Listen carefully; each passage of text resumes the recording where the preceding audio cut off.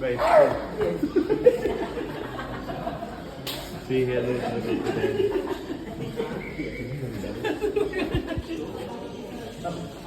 people.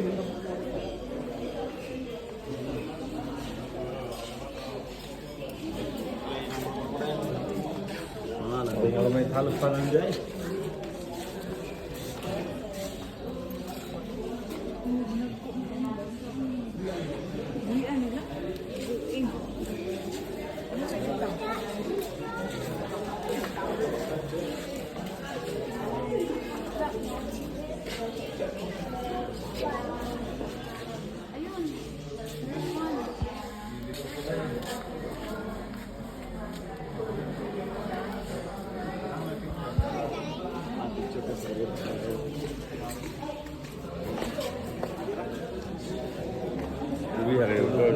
Kita pada turun na go. Turun na patay ito no. Conserve na silang energy. So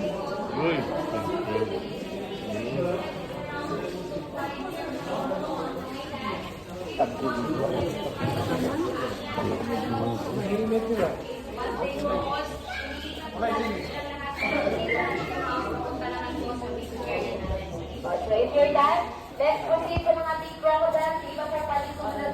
Di ba po tapos? Yes, up here po, big crocodiles kung saan makakakita po tayo ng mga malalaking buwaya. At lagi po ng mga hawakan. Kaya ang ating po mga gamit ay pakihawakan pong mabuti na hindi po malaglas na pamasa na malaglas. Hindi po namin alam na malaglas po siya na ibabalik sa iba. At pagkaroon niyo po iyang approximately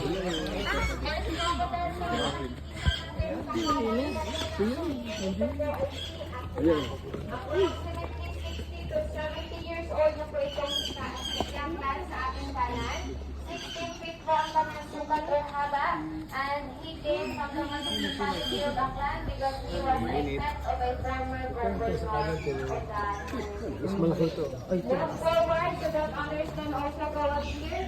Next time we have here Mars, who has purposely captured the city of Malabangay in the Pagkalawan because Mar on her back side Patay na tali. attacked and killed a resident of that area.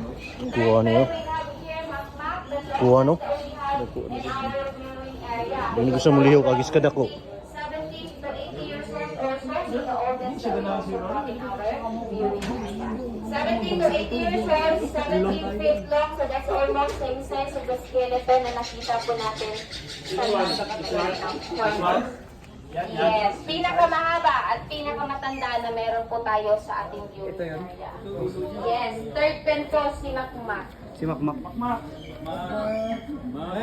Taga sa amin yan si Makmak. Alright.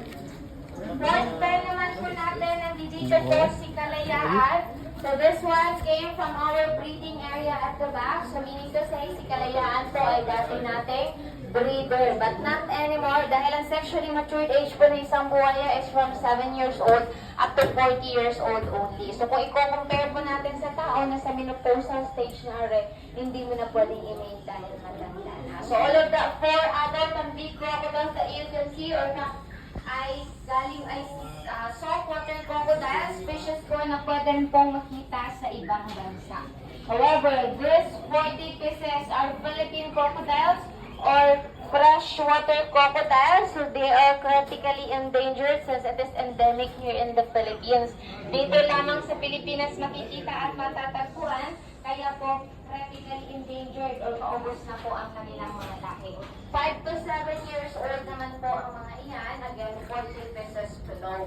Next then we have here Kota, who came from Cotabato City, Maguindanao. That is also a male saltwater crocodile. And lastly, on your right side, we have here Paupi, also a male saltwater crocodile. But that one is only 20 to 25 years old, so 10-ager pa lang po iyan, and also 12 feet long only. Kaya po medyo magalaw pa si Paupi, unlike yung mga malalaki nating nadaanan na hindi na po talaga gumagalaw. That's because Paupi is young compared to the other crocodiles na nakita.